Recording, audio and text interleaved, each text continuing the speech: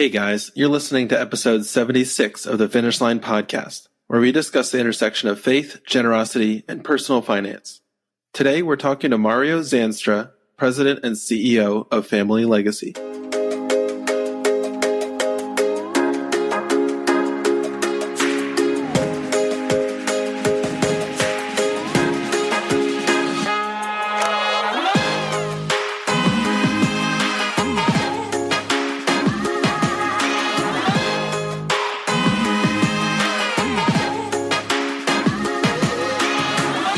Hey there, welcome to the show. My name is Cody, and I'm here with my co-host and brother, Keelan.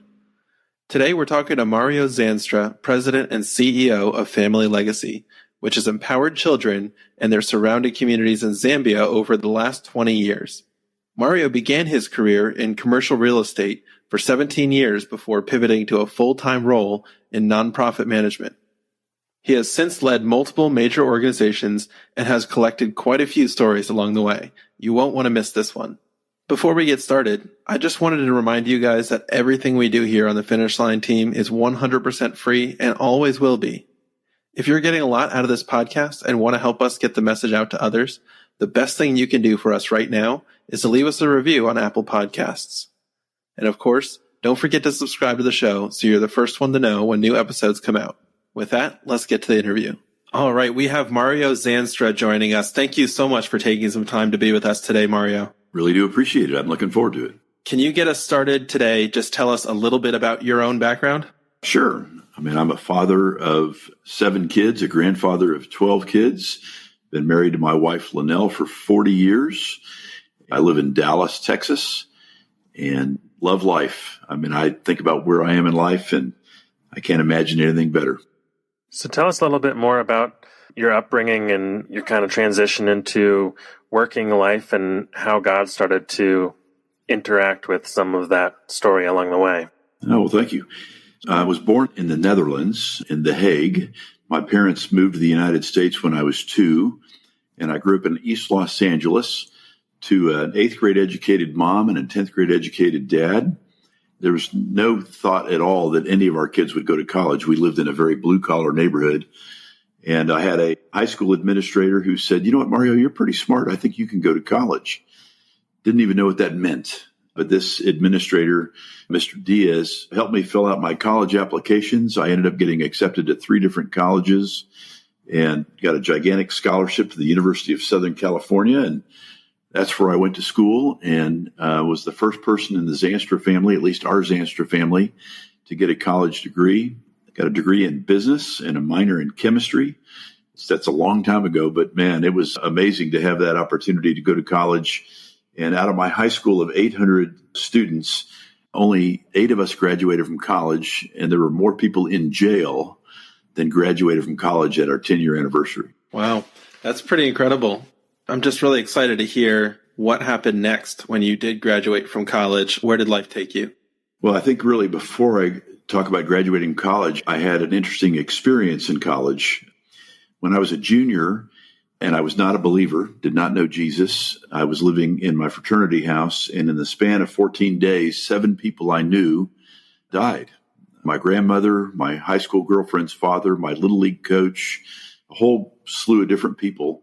But the one that probably rocked me the most was a woman who was the head volunteer for Campus Crusade for Christ, or Crew. She died getting hit by a drunk driver going into the main gate at USC. That kind of totally rocked me because I thought, if she could die, I could die. And that threw me into a total tailspin. I won't give you all the gory details of the tailspin, but one day I was in my fraternity house, and it was a football day, and I gave my date, her ticket to the game, and I said, "I'll meet you at the game." And literally had a freak out moment in my fraternity house thinking I was by myself, and I screamed just in despair. And this one guy in my fraternity happened to still be there, and he said, "Z-Man, is that you?" I was in the main bathroom, and I said, "It was me." And he said, "What's going on?" And I explained to him what was going on, and he said, "Hey, do you mind if I pray for you?" Well, I had never had anybody in my life pray for me.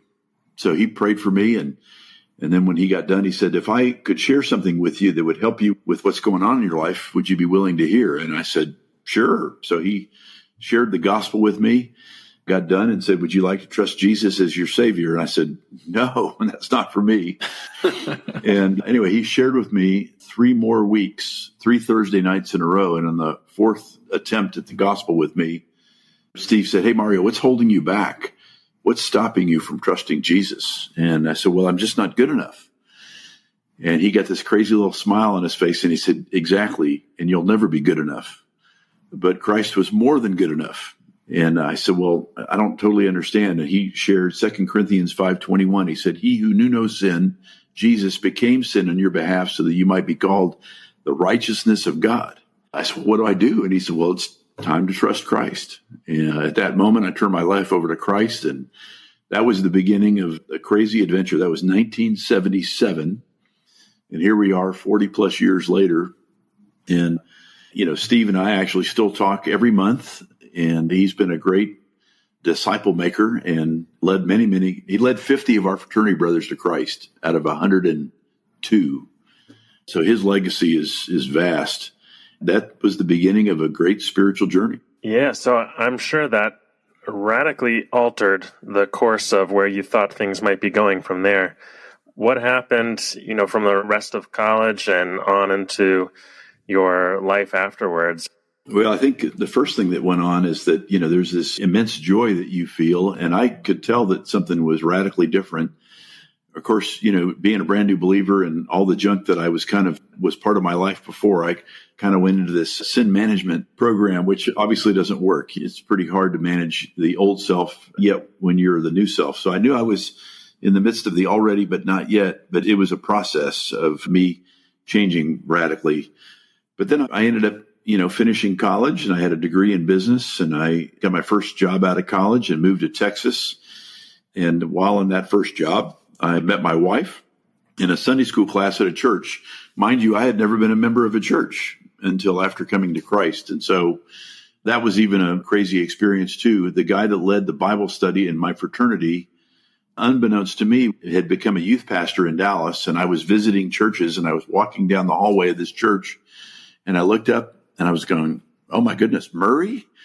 And he said, Mario, what are you doing here? I said, what are you doing here? Anyway, long story short, I ended up teaching high school Bible study with Murray as a brand new believer to a bunch of high school boys. And that's really the story of my life. The scarlet thread that you can see throughout your life became very, very evident early on. And at that church is where I met my wife, and in a big single Sunday school class. And we got married after a couple of years. And now we've been married 40 years, which is just hard to fathom. That is really cool. I'd love hearing stories of how God works through moments, but also over long periods of time, and just starts to weave things together. And it's not a coincidence that you ran into someone that you knew as you're looking for a church in a different part of the country altogether. Yeah, I'd just love to hear how, as you got started after college, how did your newfound faith start to direct the way that you thought about starting a career? Well, it impacted the way I thought about the woman that I was going out with, and it impacted the way I started thinking about business. And now, mind you, being the son of a 10th grade educated man who was a mechanic and an 8th grade educated mom who was a maid, the only thing I could think of, and going to USC, you were kind of trained to make money. I mean, that was going to be my desire. And yet, I knew money wasn't going to be everything. But I ended up in the commercial real estate business, and in the commercial real estate business is like any business. I mean, there's rough edges to it, but I knew in the midst of the rough edges that, I had an opportunity to be different. And I found a gentleman who was also in that business, and he began to disciple me. He's actually still my accountability partner all these years later, and I'm his accountability partner. And it allowed us to really talk about, how does our faith influence the way we think about business? How does our faith influence the way we think about, in my case, I was working on large real estate transactions. Do I negotiate in an honorable way, or do I negotiate in the world's way? And so we were part of a group, and there was a gentleman who later became a pastor. His name is Randy Frazee. We were part of a group that actually talked about what does it mean to have faith in the workplace. The beauty of that is that it influenced the way I thought in business, but it also gave me a platform to talk to folks about Jesus. In the scheme of things, I had a chance to talk to my assistant after her father died in a tragic car accident about the things of God, and she came to Christ. I worked with another person, and her grandfather was very ill. She was Jewish. She didn't know how to handle it. I got a chance to pray with her, and she still today would say that was a very meaningful moment in her life, although she was not interested in Jesus. I saw my work as a platform to be able to come alongside people when they were struggling. And, if you're in the real estate business for 17 years like I was, we had 3 down cycles. And you talk about an opportunity to become a very important part of somebody's life. When their world has been shattered by a down cycle in the economy, they are very vulnerable and very open to things of God. And so out of that, I just used it as a platform to be able to talk to people about Jesus, to pray for them, to step in the gap when they were in struggle. And by God's grace, God used that. So you mentioned 17 years in real estate. What happened as you got towards the end of that? Where did things go from there? Well, I read a book when I was in my late 30s called Halftime, Moving from Success to Significance by Bob Buford. I read that book, and it began to stir in my heart that God might have something else in store. And like a classic business person, I wrote a white paper on moving from business to ministry, and I shared it with my wife at my birthday, my 38th birthday, at a dinner club in downtown Dallas. We were on the 48th floor, and we were overlooking this beautiful city. And I said, honey, I want to talk to you about something tonight that I've been wrestling through. And she said, well, what is it? So I kind of walked her through this 5-year plan. I said, we're in the commercial real estate business, and we're going into an upcycle, and I think we can make 10 years worth of income in 5 years. And then I would like to go to seminary, and I would like to be a pastor. And I actually shared with her this document that I'd written at this dinner house, this beautiful dinner club downtown Dallas. We got done, and I said, so what do you think? And her response was, wherever God calls you, I'm going with you. So we thought that was a journey towards the pastorate. I was on the board of directors of this ministry called Pine Cove, and about 2 years later, the person who had been their executive director resigned. I was on the search committee to help find his replacement. And, what happens in life is that sometimes you miss a meeting, and I missed a meeting of the search committee. And the meeting I missed was them shifting from a ministry person with business experience to hire a business person with ministry passion. And I was sitting in a hotel room in Chicago, and I got a fax, those old flimsy faxes. You guys are too young to even know the flimsy faxes. And it got brought to my room, and I was reading this fax, and I was looking at this job description, and I was thinking, oh my goodness, they're looking for a business guy with ministry passion. Well, that was me. So I called my executive coach, who basically coached men who were Christians in the marketplace. And I sent it to her, and I said, Carol, I'd love for you to tell me if you have anybody that you are coaching or have coached that fits this job description. And she said, well, it'll take me a couple of days to do a little bit of research because I've got a lot of clients and former clients. And she called me back a couple of days later, and she says, well, I think I have somebody that's perfect for this job. And I said, well, who might that be? And her response was, well, I'm talking to him. And of course, that turned into a journey where then I had to resign from the search committee. Well, actually, I talked to my wife first, obviously, resigned from the search committee, and they finished their search and then came to me and said, we would like it to be you. And that was crazy because it was an 80% cut in pay. It was moving my wife and 6 kids from Dallas to Tyler, Texas. It was taking on a ministry that had phenomenal opportunity. I didn't fully understand all that would be. Interestingly enough, in 17 years there, we grew 600%. We went from 3 camps to 9 camps. We had 5,500 guests my first summer, 33,000 guests my last summer. And over the course of those 17 years, over 30,000 kids trusted Christ. But the irony was they needed somebody who was a leader. I had been a leader. They needed somebody. Basically, I was in the real estate business. We had 1,500 acres of land, and we just kept building camps. In the real estate business, the way you made money was if your internal rate of return was high. If it went above 15%, the splits got better towards the developer. Well, at Pine Cove, we didn't work for an internal rate of return. We worked for an eternal rate of return. As people gave donor money to this ministry, we leveraged that money for the kingdom of God. I think back on the 30,000 kids or so that trusted Christ. Those are the ones we know about. There are many more we don't know about. And some of those kids that were in the early years, they're now married. They have kids themselves. And so the ripple effect, I think of, even what God did by kind of moving my heart towards ministry. I think all that was about was being available. Are you willing to be available to be used by God?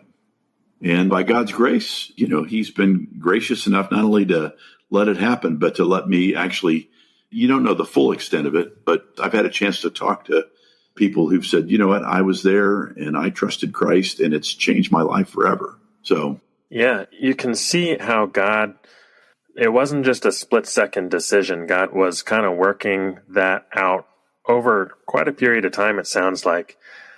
I'd love to just dig in a little bit more to some of that transition, because we've heard a number of people on the podcast go through major decisions, and a lot of those look very differently. Sometimes that involves somebody staying in the same career, but giving away a large portion of that income or part of their business or things like that. And in your case, it involved pivoting careers completely. So I'd love to hear kind of the process of trying to listen to God through that. And I'm thinking specifically of somebody who might be in that season right now and is in that uncertainty and trying to kind of sort through the different options and the different things God might be leading them to, how to best understand where he's leading them in that moment.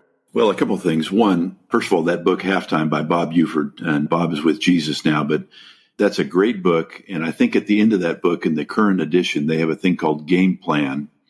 And it's a series of questions that can be asked of you where you begin to really wrestle through, is this something I should be doing? And I would say it's not for everybody. It's certainly not for the faint at heart. And, not everybody can take an 80% cut and pay. Candidly, I couldn't. I shouldn't have. I mean, if you look at it from the world's eyes. But what I would say is this, when I started getting involved in the discussion and as it became, a little bit clearer that I might be the final candidate, I grabbed a group of men who really knew me. And I actually put together what I call a personal board of directors. And we had a series of meetings just talking about the idea of doing this. And the beauty of that is that, wisdom comes in numbers, right? They were all godly men. Linnell, my wife, said, I really don't want to be part of those meetings. I want them to have the freedom to ask you the extremely hard questions. It was a sweaty armpit moment, those meetings, because, they leaned in pretty deeply. One, can you really afford to do this? That was one question. Secondly, do you think by going from vocational ministry to full-time ministry that you get more strokes from God? Do you think you're earning something? And it was very penetrating questions. What will you do if it doesn't work out? What do you do if they don't ask you to be the guy? As you think this is what's going to happen, how are you going to handle the emotion of potentially being rejected? What if the board, and I was on the board, mind you, I was on this very board. What if the board says you're not the guy? These are people you're doing life with and you've been doing life with for a while. How will it impact your relationship with them? And candidly, it was a gift and it was very stressful because they were asking me the hard questions. So I would say if you're a man or a woman thinking about going from your current work life to vocational ministry or not-for-profit ministry, pull together a group of people that really know you well, that you will give them the right to ask you the tough questions. Because the tough questions, candidly, that's some of the way that your heart is revealed, right? If somebody leans into you and asks hard questions and they really know you, you can't fake it, right? You can't fake it till you make it. You got to be able to do that. And these are happened to be all men who knew me well. And, one of them went on to ask a question, is there anything in your life that if it got exposed would hurt the ministry if you took this job? It was tough stuff. And by God's grace, thankfully, there was nothing that was out there that was going to sting the ministry or sting me. But it was a very difficult time. And the ministry was great. But mind you, at the time, it was kind of being run like a mom and pop.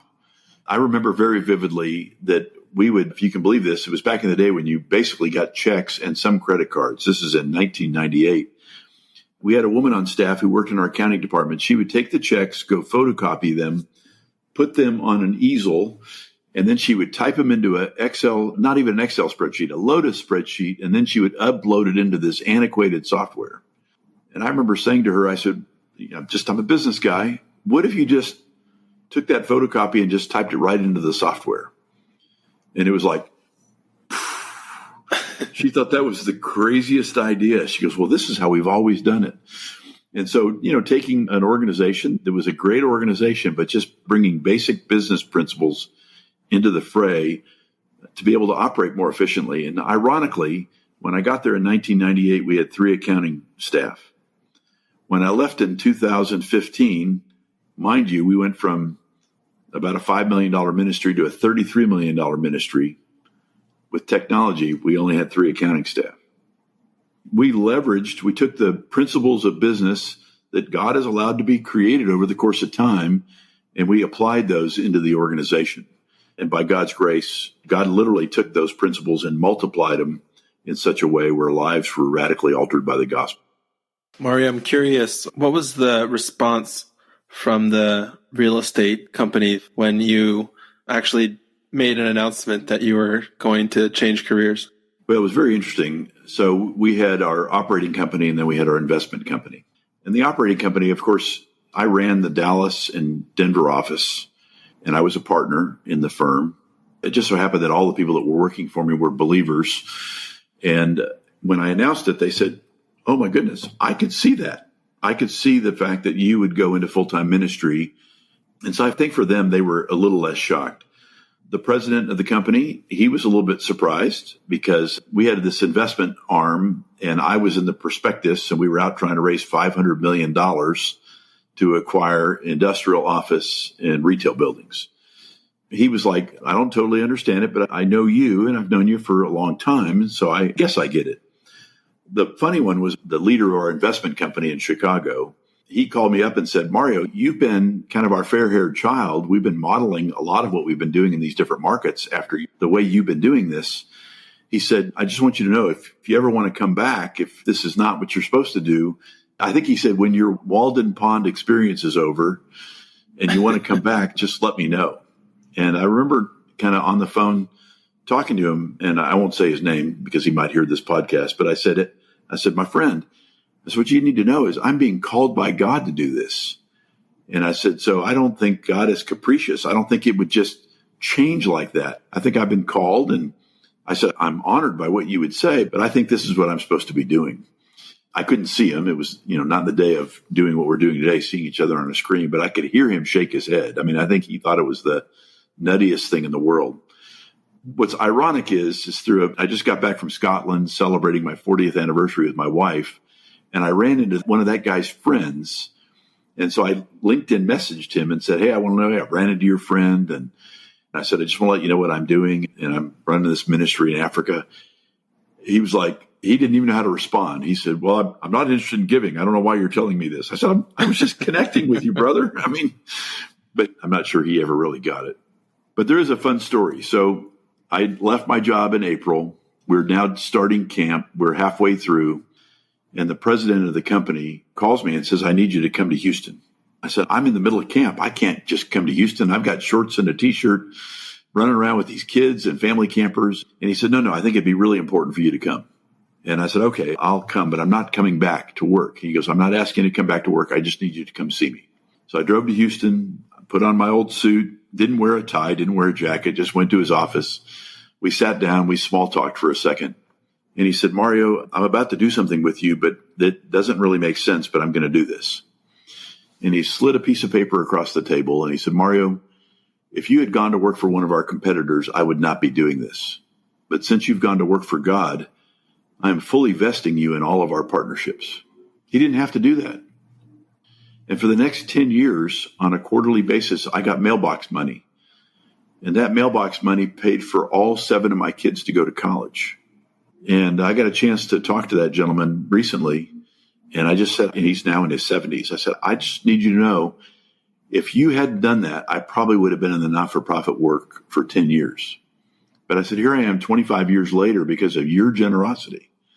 He goes, my son works for me. Can I get him and have you share it with him?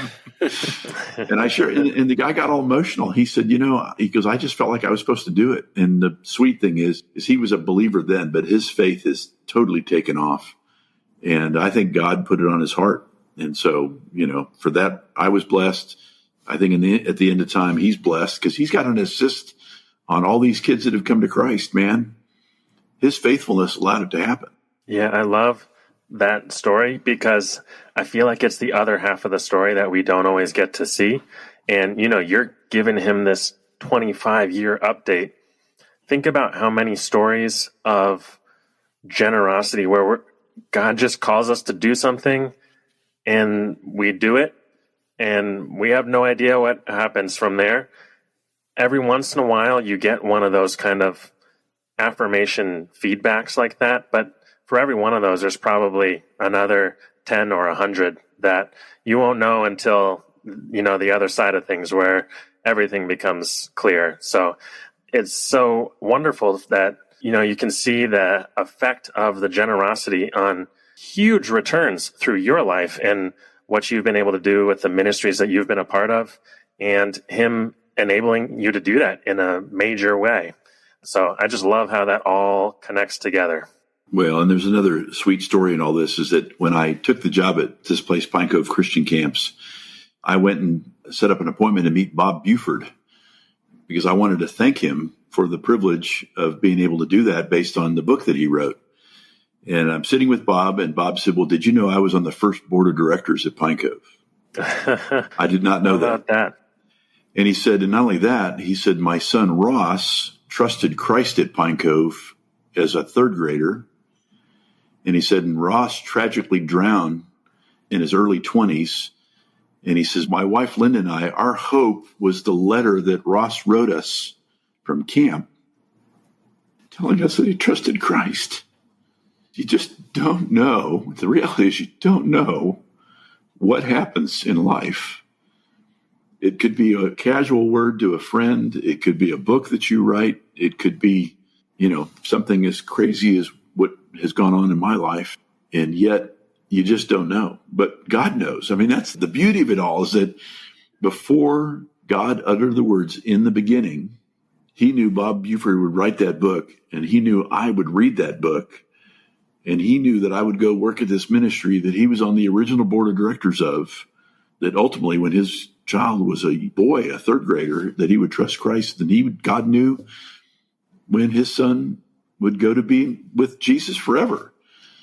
When I went and thanked him, it kind of a crazy little deal. I said, Bob, I just want to thank you. And when we got done and with the whole conversation, he said, you know what? Thank you for coming by. He says, there were lepers that were healed, but only one went and thanked Jesus.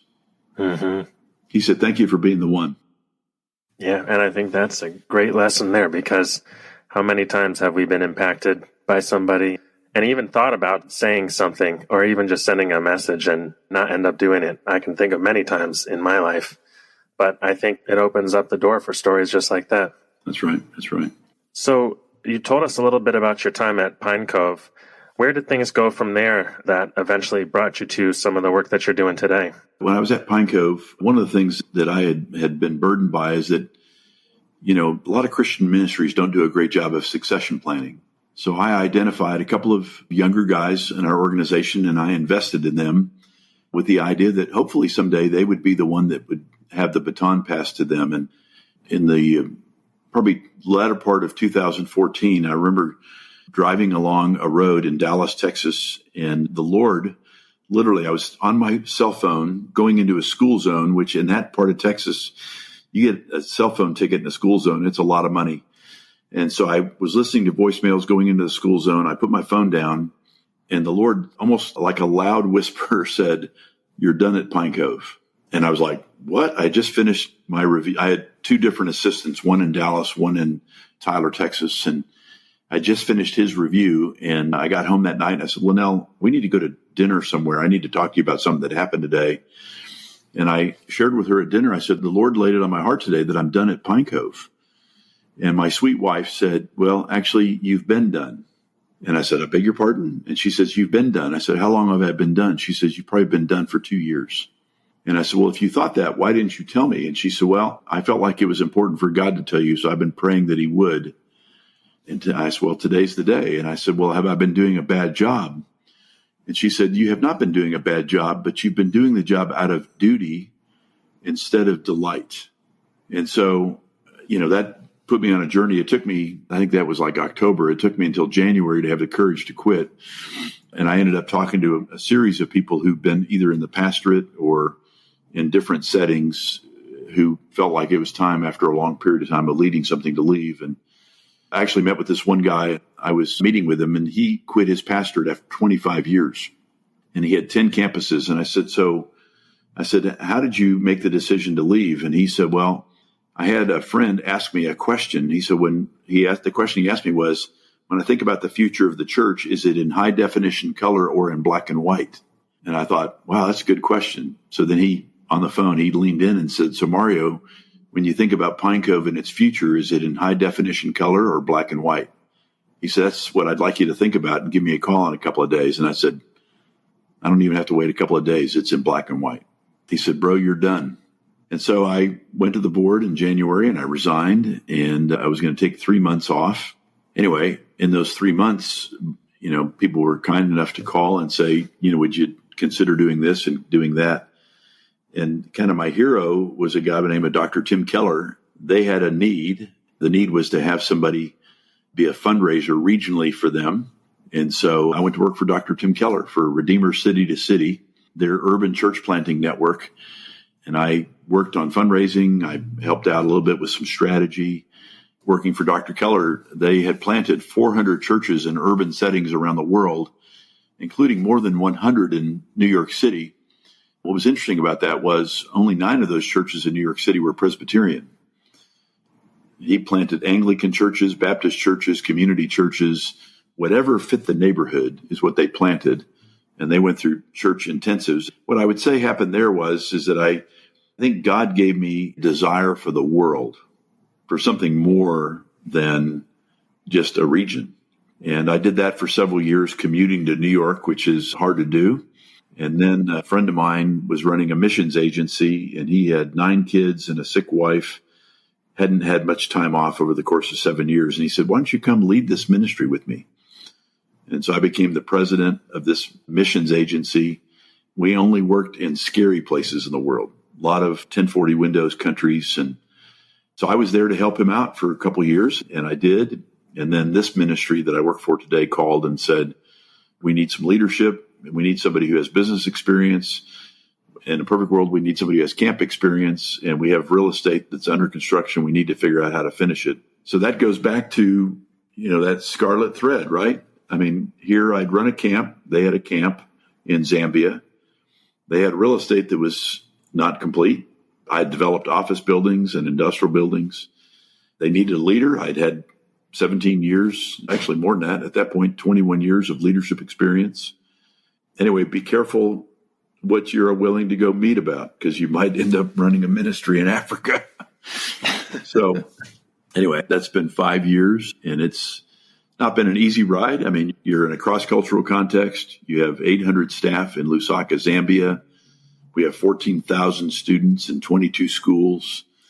We've got 35 staff here in the United States. We got currency exchange. We got Zambian law. You got a 7-hour time change. It's a journey, man. It's an adventure. It's a journey too. It's a journey and an adventure. So, Mario, could you give us a little bit of background on Family Legacy, how it was founded, and what the mission statement is? So Family Legacy was founded in the early 2000s. Our founder was a missionary kid that grew up in Zambia. His dad was a pastor. He came back to the United States for college, went to Baylor University. He was a successful businessman, and he felt kind of called. He was actually somebody who he and his family went to Pine Cove, and at a closing celebration at Pine Cove, he turned to his wife and said, I think we can do this in Zambia. We could do a day camp there. I think it was the next summer that he did day camp with some kids, and he brought some Americans there. And that turned into something called Camp Life. Since the inception, over 4,000 unique individuals have traveled to Zambia and have been part of this camp experience. They have the camp experience. They get a chance to meet these kids. They come back to the United States, and they advocate for them so that these kids can be sponsored so they can go to school. He also had a burden for the extremely vulnerable kids. And so there's a residential facility called the Tree of Life, and it has 500 of the most vulnerable kids. 1 in 4 of those kids have HIV. Kids have sickle cell. Some are amputees. Some are burn victims. 100% of them are extremely vulnerable. Some have been abandoned. Some, obviously lost parents to the HIV AIDS epidemic in Africa. And, our desire there with those kids is to bring them in, help them work through their trauma, help them become educated, help them understand who Jesus is and why that's important for all of eternity. And we educate them. But the goal there is to bring them in, to work through whatever the issue is of the day, to find somebody safe for them to live with, and then to move them back into the community. So the goal there is reintegration. We have some kids that have been in school there for 9 or 10 years. But at the end of the day, those are the ones that have nobody they can go to. So we keep them until they have finished. But it's a ministry that is over 20 years old now. We've educated or in the process of educating over 20,000 students. We will have over 900 kids walk the stage for 12th grade this year in December. We have just shy of 600 kids that are either in university or in certified trades or in a gap year program. Candidly, at the end of the day, it may be better for them to get a trade certificate than a college degree because it's still an emerging third world economy. That economy there has actually shrunk by about 10% in the last 3.5 years, which makes it tougher and tougher for college graduates to get a job. They have real high unemployment in Zambia. The median wage is about $1.90 a day, and 100% of our kids live below the global poverty line, not the Zambia poverty line, not the Africa poverty line, the global poverty line. Zambia is one of the poorest countries in the world. And our mission statement is that Family Legacy exists to glorify God. And we believe we do so by empowering, equipping, and encouraging kids to live up to their God-given potential. And we do it in a holistic fashion. Obviously, we gospel them. We want them to know Jesus. We want them to grow in their relationship with Christ. And everybody that's in our schools, they start their school day with a devotional. Our desire is that these kids would have a firm understanding of the 50 straight great stories of Scripture, and that would give them something to hang on to as they go through life. We provide food for every child that goes to school every day. And of course, the kids that live in our residential village, they get 3 square meals a day. We have a quad certified infectious disease doctor. He provides medical care for all 14,000 of our kids. He has a whole team of staff that helps these kids work through everything from, scrapes and bruises to broken bones to you name it. And then the biggest thing that we've been working on recently is that we've come to realize that many of these kids have multiple trauma markers. Poverty is a trauma marker. If you've lost a parent to AIDS, it's a trauma marker. If your father abandoned your family, it's a trauma marker. If you've been physically abused or sexually abused, it's a trauma marker. So we worked with an organization in Dallas called the Momentous Institute, and it's not a Christian organization, but they have helped train our staff in biblical social emotional learning. And it's geared towards helping kids unpack their trauma. And we took their curriculum and we biblicized it with their permission. So one of the values in the Momentous Institute curriculum is that you have value to a child. Well, what's the scripture that goes along with you have value? Well, the scriptures say in Psalm 139, you are fearfully and wonderfully made. As a matter of fact, the language in the Hebrew is architecture language, that the God of the universe uniquely designed you to be exactly the way you are. And so we've taken every module of the Momentous Institute curriculum and we've added scripture to that. All of our teachers and our staff have gone through that training. For many of them, they have trauma that they needed to work through. As a matter of fact, one of our principals at one of our schools last summer, I was visiting one of our schools, and she came up to me and she says, Mr. Mario, they're so formal there, Mr. Mario, I want to thank you for biblical social emotional learning. I've been practicing the principles with my husband and my children, and it's impacting my family. And our student absentee rate has gone down. Our bad behavior has gone down. We have calm down corners at all of our schools that if a child gets worked up, we send them to the calm down corner and it says, what feeling are you having? And then we have little booklets that talk about that feeling. And as you read those little booklets, if it says, I'm anxious today, if that's the feeling you pick, well, you look at the booklet, it's a cartoon booklet. It talks about in Philippians, be anxious for nothing, but in prayer and supplication, with thanksgiving, make your request known to God. And the peace that passes all understanding shall be given unto you. And so we help these kids unpack their trauma. And all of this is delivered on the platform of an education. And so those 800 staff, they're the ones they're the hands and feet of Christ to those kids. I say, listen, Zambia is headquarters. We're just support. We're just raising the money to help make that happen. We have 9,000 sponsors that sponsor these kids. And we have about 2,000 kids that are currently unsponsored that got unsponsored during COVID and, trying to get them responsored. We raise general funds to help cover the gap. But then we have Americans going. On June the 1st, I'm leaving for Zambia. We'll have 250 Americans go to Zambia this summer and do a week at camp. Cody or Keelan, if you came to camp, there'd be 10 little boys that would have your name on their wrist. And when you're at camp, you'd get there on Saturday. We would train you how to be a camp counselor. They get bussed up. It's a day camp program. If you didn't know how to do it, we'd teach you how to share the gospel. We would talk to you about how to have this experience. We've been giving you devotionals for the 10 weeks up to it. And then you're going to have a devotional every day. The theme this summer is follow me as I follow Christ. And we would give you curriculum. You're going to get in one-on-one time. You're going to share the gospel. An interpreter is going to take it from English to Nyanja. And these kids are going to hear the gospel in their language. And if you blow it, they're going to correct it. It's like auto-tune.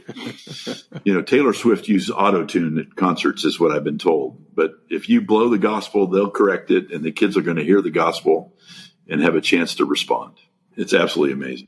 It'd be nice if sharing the gospel always worked like that. Yeah. A little autocorrect there. A little autocorrect, yeah. Yep.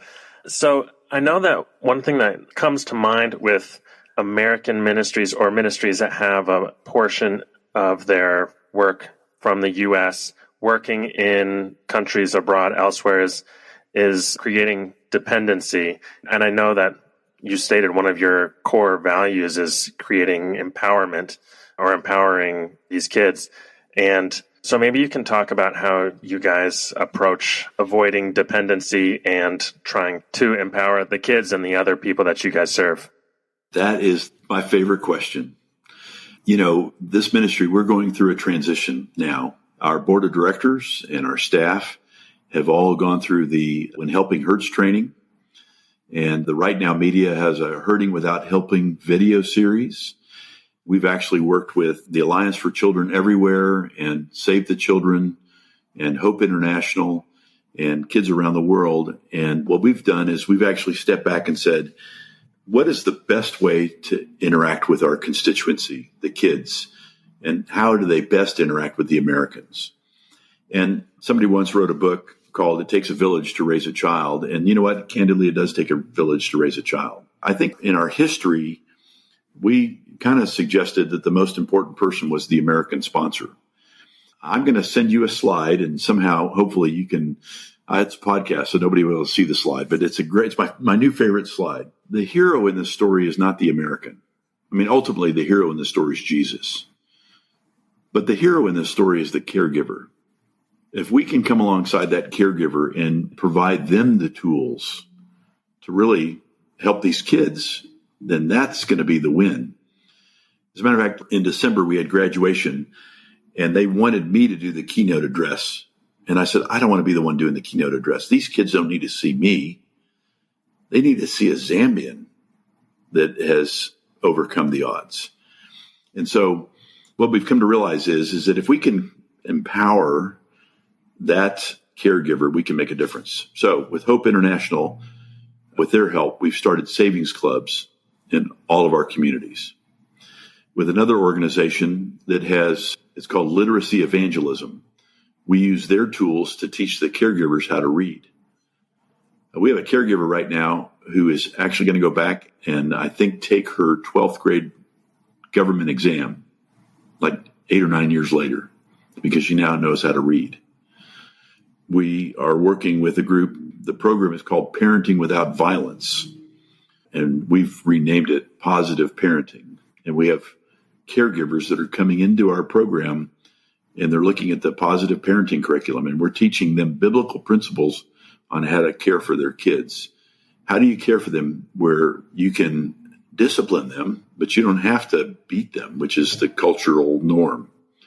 And so we think the more we equip the guardians and the more we help these kids understand it's very important for them to read on grade and to know Jesus and to understand the stories of Scripture and to learn nutrition. What we tell them is we want you to be a giver to the community you live in, not a taker. And so we're working hard on helping them not be dependent. And it's taken a bit of time to actually re-engineer our constituency to help them understand, listen, if you provide everything for them, you become kind of like a savior, small s. And if you do that, then they don't need the savior, big S. You wouldn't do that with your own children. So why would you do that with a child 9,500 miles away? And so it's taken some time to kind of re-engineer, retool. But what's beautiful is this little slide that has the caregiver as the quarterback of the family. You got the caregiver, you got the kids' community and their friends, you got the local church, you got our teaching staff and our counselors. And it just so happens, instead of the main person being the sponsor is one of many that are impacting these kids. And we encourage the sponsors, listen, if they reach out to you on social media and they want you to send them money, please don't send them money. If they've got a problem, have them reach out to the organization and we'll assess what the problem is. Like in the midst of COVID, I mean, they had a food scarcity during COVID. We shipped 5 million meals a year to Zambia. We took food out of our warehouse to help feed families. I mean, we wanted to be there. Matter of fact, some of our Zambian staff that are Americans or American staff that live in Zambia didn't want to come home. They said, if we leave now, how committed does that make them think we are to them? So some of them just stuck in there with them, stayed in a foreign country with COVID to really make a difference. There's a story in this that really makes the point of all this. We had these Americans go last summer and we were doing Camp Life, which is this program that we do with Americans coming and doing a short-term mission trip. They meet the kids on Monday, and on Thursdays, we go into the communities. And we used to go to the communities with a tool called an EvangeCube, and we would share the gospel door to door. What we found out was the bus was parking in the same place every week, and so every week we were going to the same door to door sharing the gospel. So one of our Zambian staff, and this is the beauty of letting them have value, they are really bright, really energetic, really creative. One of our Zambian staff said, what if instead of going door to door sharing the gospel, what if we partner with a local church and we had the caregivers come in and meet the Americans and let them kind of see who the Americans are that might help advocate for their child? So here we were. The caregivers came in. We didn't know who would come. 80% of them came. It was amazing. And they would see the songs we would sing at camp. They got to see some of the skits. And then a very sweet thing happened. The American who'd been hanging out with these kids all week would share a character quality certificate, would say, these are the characteristics I've seen in your child, the one that you're either caring for or you're the parent of. We had one story that just stuck out to me. Her name was Gladys. Gladys was like 8 or 9 years old.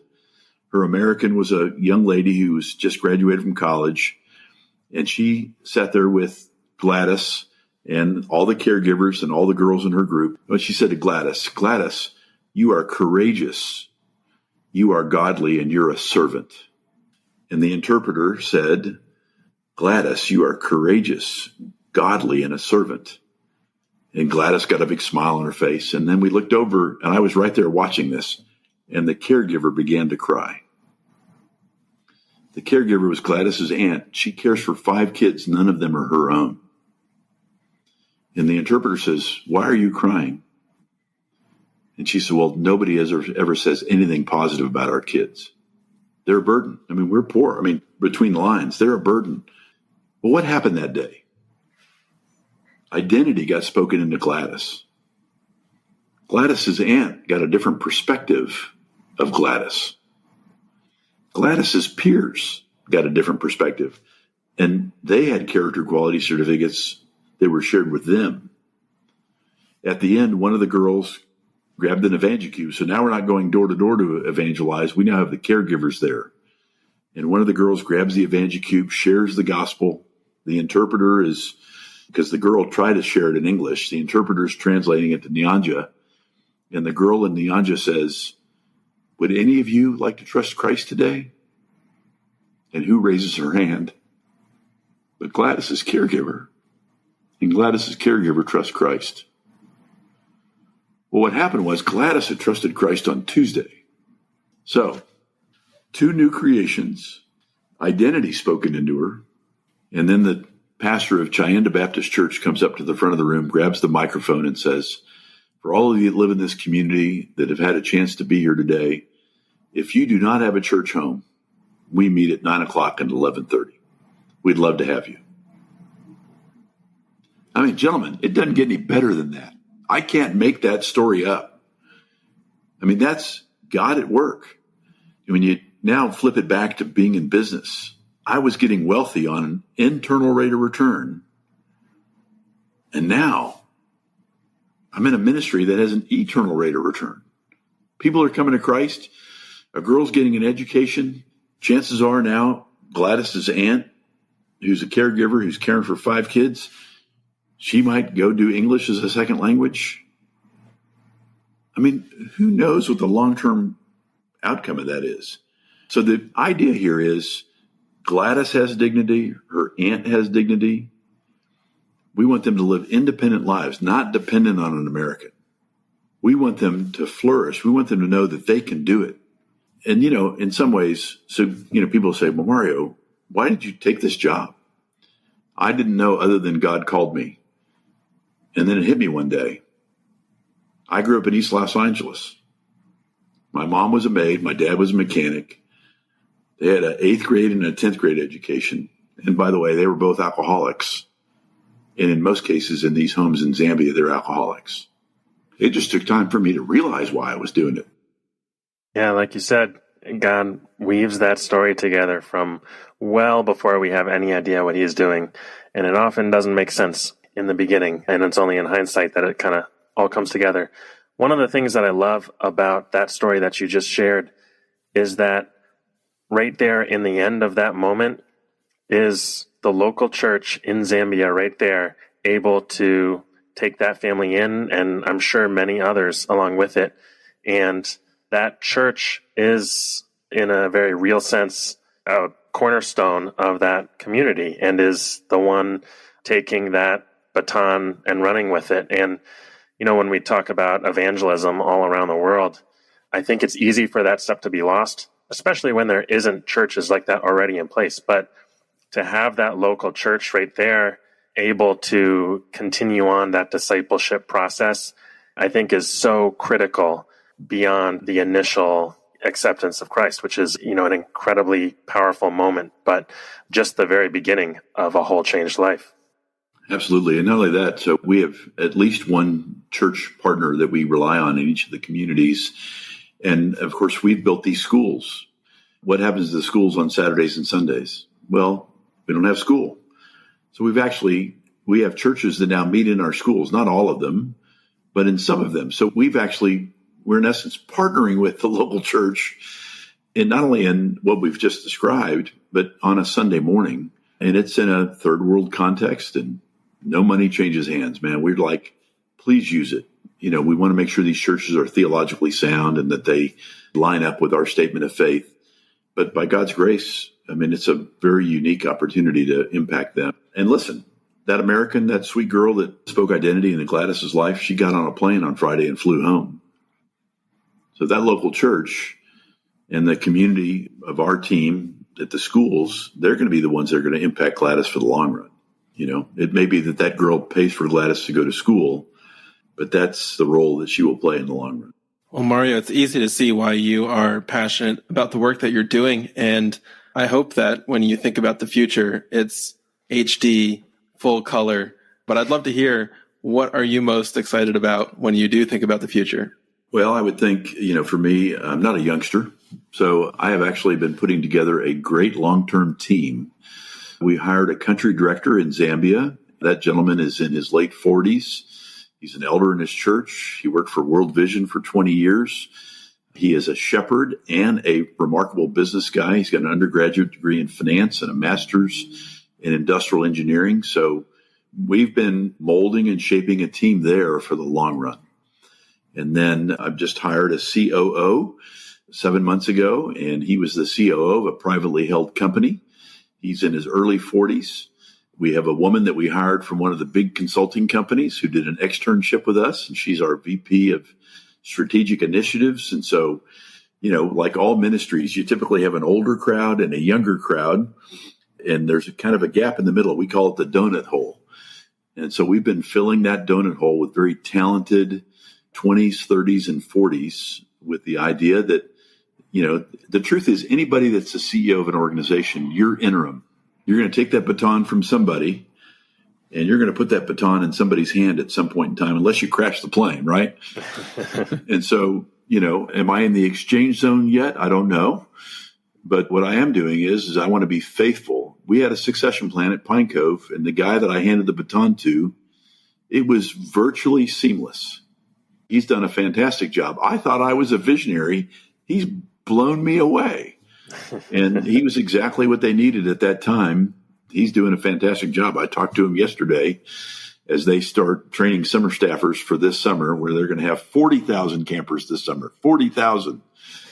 When I left, 2014 was my last summer there, they had 33,000 campers. So they've grown it by 22, 23%? Just making it happen, man, just by God's grace. That is a lot of campers. So where can our listeners find out more about Family Legacy and get connected if they're interested? Thanks for asking. You can go to familylegacy.com, and that will give you everything from, how we started, kind of what our mission is, what volunteer opportunities are like. You can actually go to Zambia, go to Camp Life. We also have vision trips. We have 6 or 7 vision trips a year, and there's an opportunity just to go see it in action. And listen, if you've gone to Africa to go to Camp Life, which is what we do in June and early July, you might as well throw on a trip to Victoria Falls or Cape Town or have a photo safari somewhere. And that same thing holds true if you go on a vision trip. We actually have an initiative to help provide scholarship funding, and it's called Hope for Zambia. That gives you more generic information. You can go to hopeforzambia.com if you want to give scholarship money. But familylegacy.com allows you to consider sponsoring a child. That I mentioned earlier, we have 2,000 or so unsponsored kids that lost their sponsorship early in COVID, and we haven't been able to go to Africa. We didn't go to Africa for 34 months because of COVID, but we have people going again. But if you'd love to sponsor a child, you can do that. If you just want to communicate with me, you can go to mario@familylegacy.com. You can email me. I actually check all my own emails. I don't have an assistant. I'm kind of better off that way. And would love to hear from you and love to share more about the ministry that we're part of. Yeah, and I would encourage anyone listening who's excited about the work that Mario and his team are able to carry out through their partnerships in Zambia. It sounds really, really incredible what you're doing. I would encourage our listeners to check out the website and get involved. So, Mario, as we get towards the end of our episode here, I just want to leave some time for our manager's minute. We like to end every episode with a practical action that our listeners can take to step into their role as stewards and to manage God's wealth wisely. So, Mario, do you have a suggestion for our listeners today? Well, I would say this, when you think about your life, first of all, what we know is all the money that you are responsible for, whether you're managing it or it's your own, is God's money. And he's given you the opportunity to be a fiduciary to God, the God of the universe who gives us life and breath. He's given us the opportunity to be a steward. And when you think about the concept of stewardship, you are in essence entrusted on behalf of somebody else. And so I would say, you have an opportunity. You can look at it all as an internal rate of return opportunity, or you can say, how do I invest this into something that would have an eternal rate of return? I would even suggest, listen, and I'm a little bit of a weird bird when it comes to raising money. When I meet with people, I share vision, and I don't ask them for money per se. I ask them to prayerfully consider how they might be involved. Or first of all, if they should be involved, and if God says yes, how they should be involved. And that's, you have a responsibility as a steward. If you're looking at an organization, whether it's Christian or not, really understand what are the outcomes? What really happens with your money? I've been in full-time Christian ministry for 25 years. And I've interacted with a lot of Christian ministries, and some of them just aren't good stewards. For me, when somebody gives us money, they've now passed the baton of fiduciary to me. I am now accountable to God. And so I take that very, very seriously. We want to be good stewards of the resources that God has blessed us with. And I would encourage people that whatever organization they come alongside, make sure that they have a stewardship mentality as well. I think that is the absolute key. And candidly, there are a lot of people out there that are great money managers. Make sure that they have an absolute heart for the things of God and that they are gospel people. Listen, it says, go therefore and make disciples throughout the world. And sometimes it means you go and sometimes it means you fund. But find organizations that are leading people to Christ and making disciples, that they have a long-term view, a multiplication view of how to impact generations. If you were to see our logo, the Family Legacy logo, has a ripple in it because we believe that we will have a ripple effect on generations to come. And candidly, we all do. And the question is the ripple effect a good one? Or is it one that wouldn't please God? That's a decision we all have to make. Well, thank you so much for taking some time to be here with us today, Mario. I've really enjoyed hearing how God has worked throughout your life and how you've been obedient and surrounded yourself, from your wife to people you've worked with in business to people who really understand who you are. And as you follow promptings from the Holy Spirit, that's something to celebrate. And it's not from a scarcity mindset, but from an abundance mindset that you've been able to serve throughout the decades in various capacities. And just thank you for your leadership and for sharing your story with us today. Thank you so much for having me. This has been really fun, and to God be the glory for all things that he has done. Hey, thanks so much for listening to the show, guys. If you have questions about setting a financial finish line, the Finish Line Movement, or anything else you heard on the show today, we'd love to hear from you. And now, a quick question for you. Do you know anyone who's living a life filled with generosity, purpose, and mission? If so, we'd love to talk to them. They don't need to have a financial finish line, and they don't have to have all the answers. Just a heart to steward God's wealth to the best of their ability. If you know someone like that, we'd be honored if you would connect us. You can reach us on Instagram at Finish Line Pledge, through our website at finishlinepledge.com, or by email at hello@finishlinepledge.com. And finally, if you want to find any of our references or links from today's show, you can always find them in our show notes at finishlinepledge.com/episode 76. That's it for today. We'll see you next time.